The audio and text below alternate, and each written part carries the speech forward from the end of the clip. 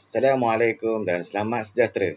Bersama saya, Cikgu Fahmi akan berkongsi dengan anda subjek Sains Sukan tingkatan 5 di dalam bidang 5 Pemakanan Sukan. Pada kali ini akan dibincangkan tentang unit 5.5 iaitu Strategi Pemakanan Sukan, di mana pada akhir bab ini murid akan dapat menerangkan strategi pemakanan yang sesuai sebelum, semasa dan selepas pertandingan, berdasarkan jenis dan kuantiti nutrien serta masa pengambilannya. Merancang pemakanan yang sesuai untuk seorang atlet bagi memenuhi keperluan latihan atau pertandingan mengikut jenis sukan. Baik, ini gambar makanan macam sedap situ. Okey.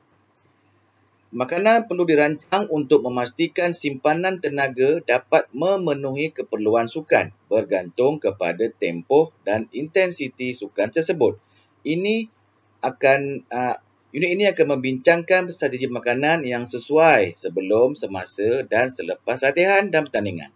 Selain itu, perancangan diet yang spesifik kepada jenis sukan tertentu juga diterangkan dengan lebih mendalam supaya atlet mendapat tenaga secukupnya untuk keperluan latihan dan pertandingan.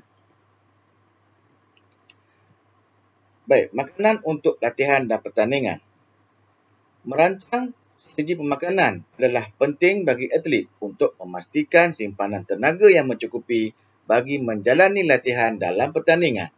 Pengambilan makanan mengikut jenis dan kuantiti nutrien perlu disesuaikan dengan latihan atau pertandingan bagi mencapai faedah yang maksimum.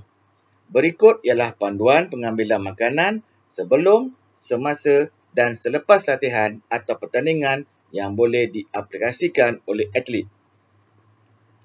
Sebelum latihan dan pertandingan, atlet perlu memastikan simpanan tenaga yang mencukupi mengikut jenis acara. Atlet mengamalkan diet seimbang tidak mempunyai masalah untuk melakukan acara melibatkan tempoh kurang 60 minit. Berikut ialah panduan umum. Panduan umum amalan pemakanan berdasarkan kajian saintifik dan pengalaman praktikal atlet bagi pemakanan sebelum pertandingan. 1. Pengambilan makanan pepejal perlu diambil 3 hingga 4 jam sebelum pertandingan untuk memberi peluang proses pencernaan makanan berlaku dengan sempurna bagi membekalkan tenaga kepada tubuh. Contohnya, lemak dan protein mengambil masa 3 hingga 4 jam untuk dicerna, diikuti oleh karbohidrat yang dicerna dalam tempoh 2 jam. Oleh itu, strategi pemilihan makanan sebelum pertandingan sepatutnya mengandungi karbohidrat tinggi, protein sederhana dan lemak rendah. Okey, ini contoh makanan pejal lah. Kedua, pengambilan makanan yang berasid dan berserat tinggi perlu dielakkan kerana boleh menyebabkan risiko kerengsaan usus dan merangsang pembuangan air besar semasa pertandingan. Contohnya, makanan pedas, berasid seperti jeruk dan berserat tinggi seperti kekacang. Ini contohlah. Makan sambal, makan jeruk, makan asam kecut di situ. Okey. Ketiga, atlet perlu memastikan status hidrasi normal sebelum memulakan latihan dan pertandingan, terutama ketika cuaca panas. Minuman perlu diambil 15 minit hingga 30 minit sebelum latihan dan pertandingan untuk mengelakkan dehidrasi. Pengambilan minuman berkafein tidak dibenarkan langsung kerana menggalakkan pembuangan air kecil. Pengambilan sarapan berkhasiat penting bagi atlet yang berlatih atau bertanding pada waktu pagi. American College of Sport Medicine (ACSM) mencadangkan pengambilan sarapan sebanyak 500 hingga 600 kilokalori sebagai makanan sebelum pertandingan. Jadual 5.5 nanti akan menunjukkan contoh menu yang perlu diambil dalam tempoh 2 hingga 3 jam sebelum pertandingan. Ini contoh menu dia. Menu A, makanan barat. So, kita ambil yang menu B lah, makanan Malaysia. Okey, 1 gelas air Milo kosong. Milo kosong maknanya bukan Milo O. Milo kosong ni air Milo sahaja, tiada gula dan tiada susu. Milo kosong 1 gelas, 1 keping roti canai, setengah cawan kuah dal dan 1 potong kuih seri muka. Di sini sudah mendapat 585 kilokalori. Bermakna atlet kena minum air kosong. Okey.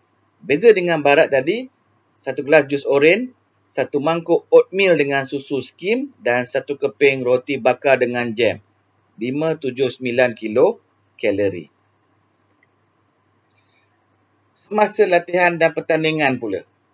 Semasa latihan, atlet merancang pemakanan yang dapat membekalkan tenaga, air dan elektrolit kepada tubuh.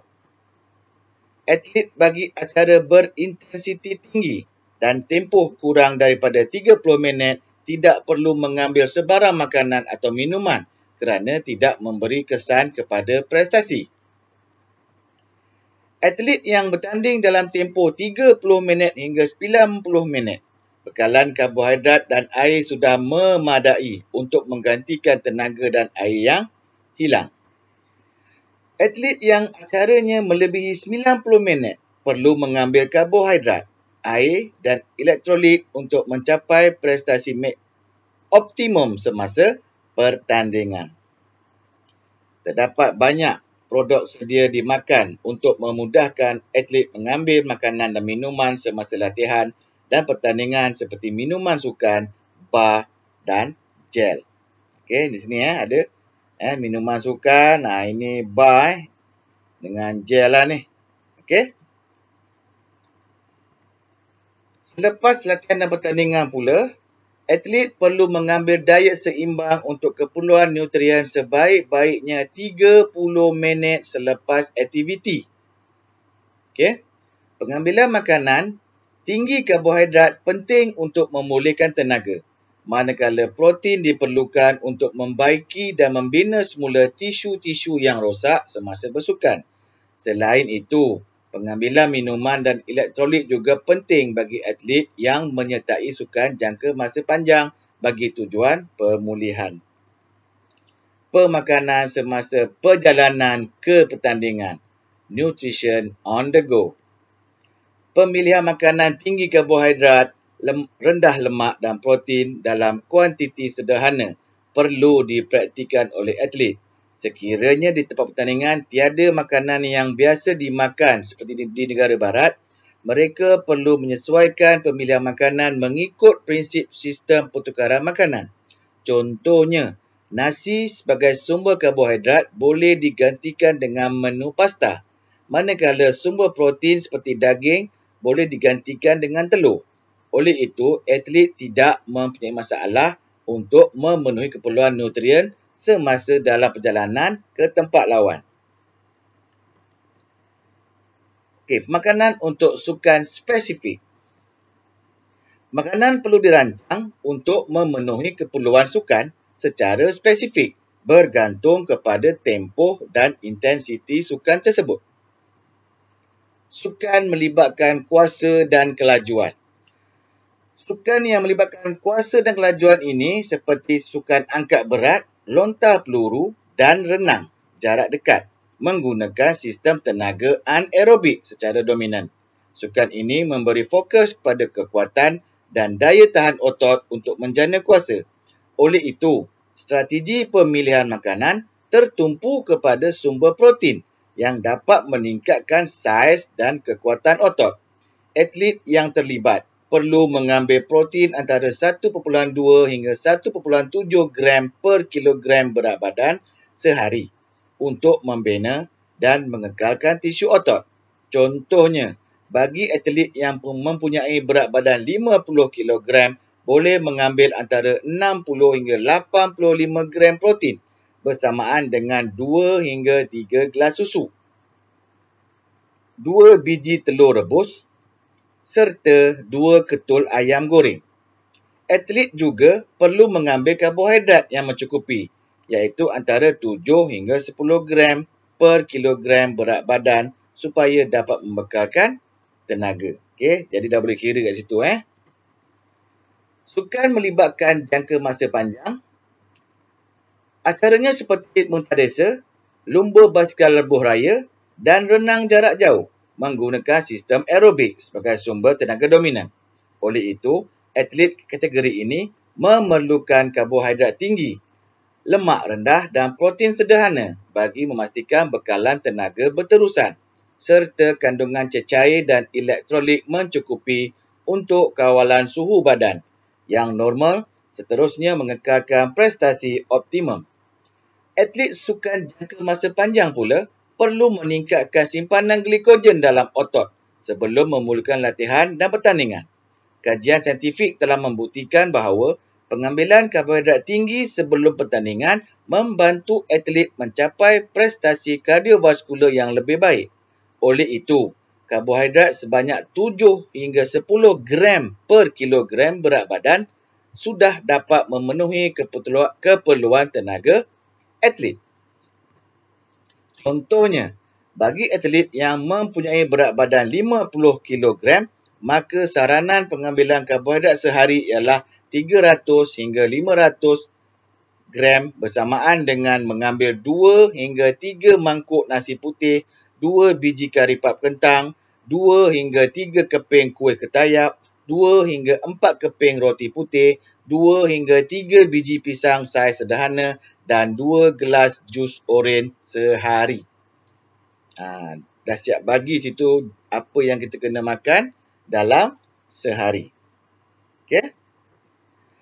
Sukan melibatkan kombinasi kuasa, kelajuan dan jangka masa panjang. Contohnya sukan ini adalah menggunakan sistem anaerobik dan aerobik ialah bola sepak dan tenis. Sukan sebegini banyak menggunakan simpanan glikogen dan fosfokreatina. Maka pengambilan karbohidrat sebelum latihan dan pertandingan perlu dititik beratkan. Atlet perlu mengambil karbohidrat tinggi untuk bekalan tenaga yang mencukupi.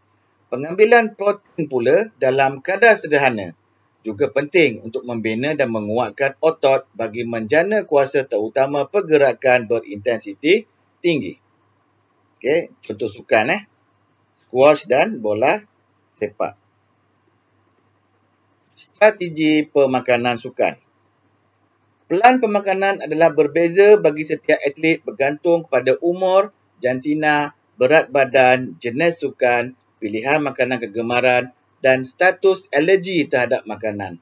Atlet perlu membiasakan diri dengan pelbagai jenis makanan dan kuantiti ketika latihan supaya sistem penghadaman tidak terganggu semasa pertandingan. Sebaik-baiknya atlet perlu mendapatkan nasihat daripada pakar pemakanan sebelum memulakan sebarang pelan pemakanan untuk memperoleh hasil yang berkesan. Jadual 5.6 nanti ialah contoh menu makanan yang boleh diamalkan oleh atlet jangka masa panjang sebelum musim pertandingan. Ini dia. Contoh menu bagi kandungan kalori sebanyak 2,500 kilokalori untuk atlet acara jangka masa panjang. Ni ada snack pagi, latihan waktu pagi, sarapan, snack pagi, makan tengah hari, latihan petang, makan malam, snack malam. So, berapa kali makan? 1, 2, 3, 4, 5, 6, 7 dan 8. Tetapi kena mengikut kuantiti. Contoh sini, snack pagi, roti bakar 1 keping, jam 1 sudu teh, air teh dengan gula 1 cawan.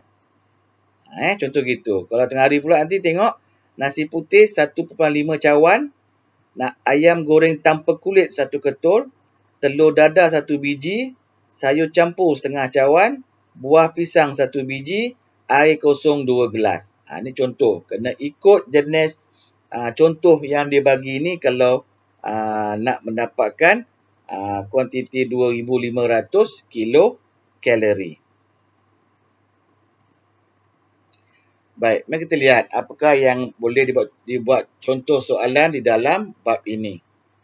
Okey, untuk objektif, dia akan tanya sumber tenaga utama bagi atlet bola baling. Apa dia? Acara bola baling, apa yang kena ada, makanan. Antara berikut yang mereka benar tentang makanan untuk latihan dan pertandingan. Di sini ada dia punya statement, pilih dan jawab. Yang ketiga, bagi 4 jawapan dan pilih mana jawapan yang tepat. Okey, untuk struktur dan esei, macam biasa, dia akan suruh senaraikan 2 strategi makanan, 2 persamaan strategi makanan atlet sukan yang berlainan, huraikan strategi makanan bagi meningkatkan atlet bagi apa sukan. Contoh ni kuasa dan kelajuan.